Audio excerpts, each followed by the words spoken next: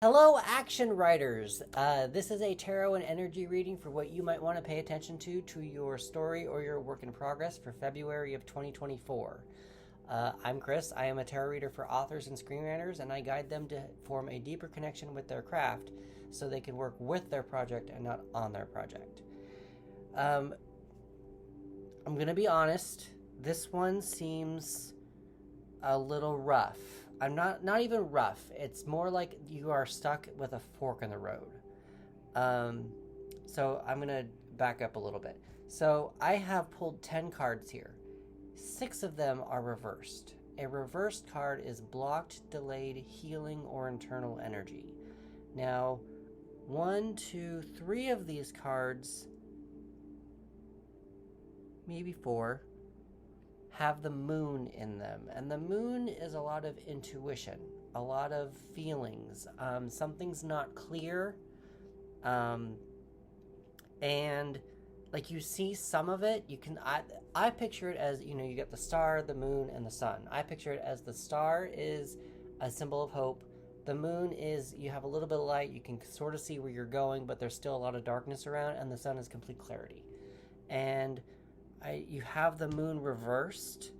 There's a lot of moon energy going on with this. So I would really recommend paying attention to the moon or water signs when this month and see what happens on moon with the moon kind of thing with your project.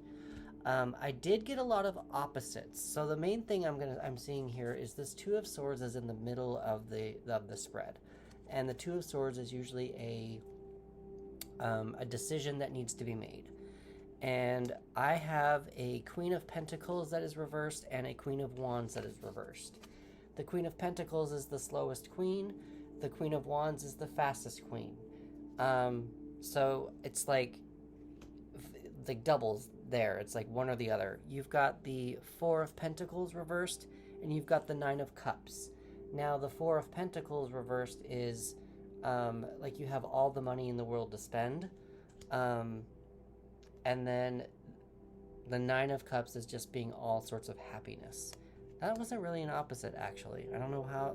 Originally, I first got opposites with that for some reason, and I'm not entirely sure where that came from. I think part of it is this is comfortable, and the Four of Pentacles is usually like,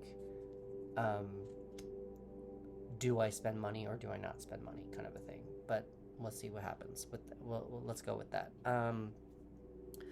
I do have the High Priestess and the Moon, like I mentioned before. And we have the Six of Cups reversed. The Six of Cups is usually about nostalgia. So the last card that I have in the spread is the World reversed. And whenever I see the World or a 10 reversed, it's usually a ending that has not been accepted yet, or an ending that has not been chosen, or something that needs to be learned before going on to a new cycle. And I think that's where this Two of Swords is coming in.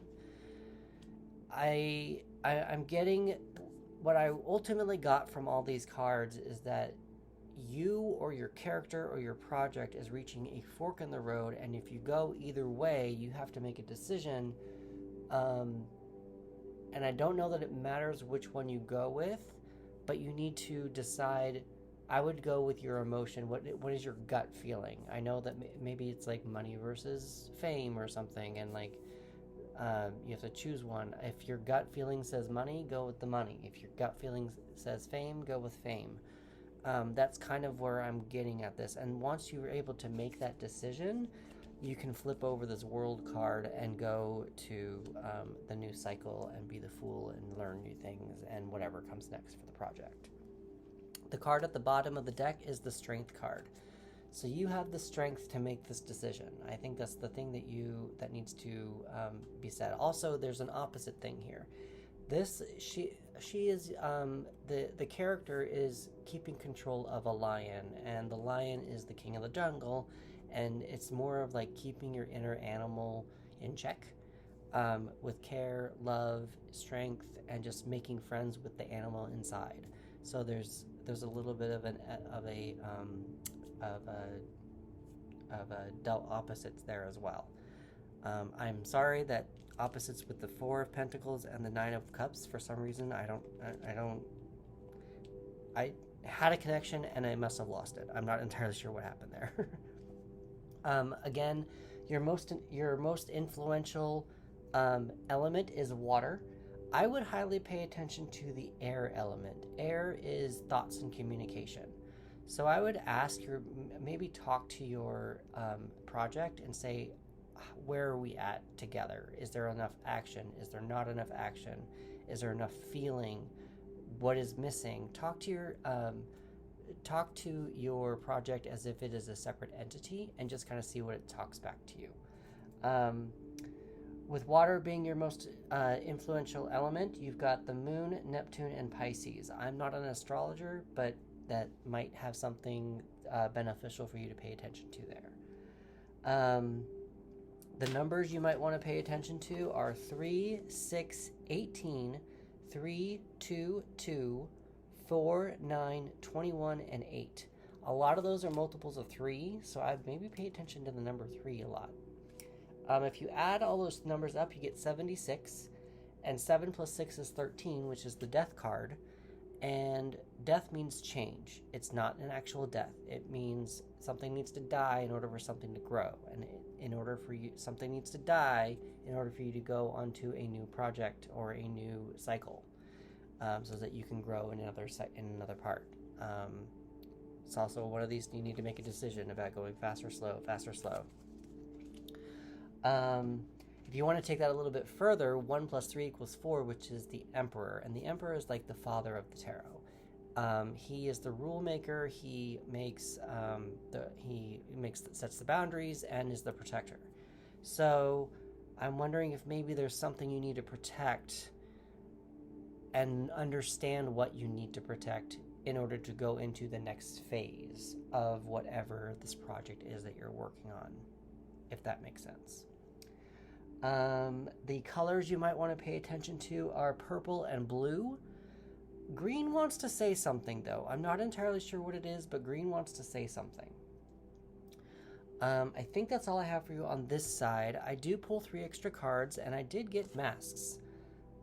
I don't know why, but masks might be something you want to pay attention to. It's a writing prompt that you can use. I did get Hit the Road reversed. And I wrote something I got pinged for was Hit the Road reverse was can't escape and can't leave.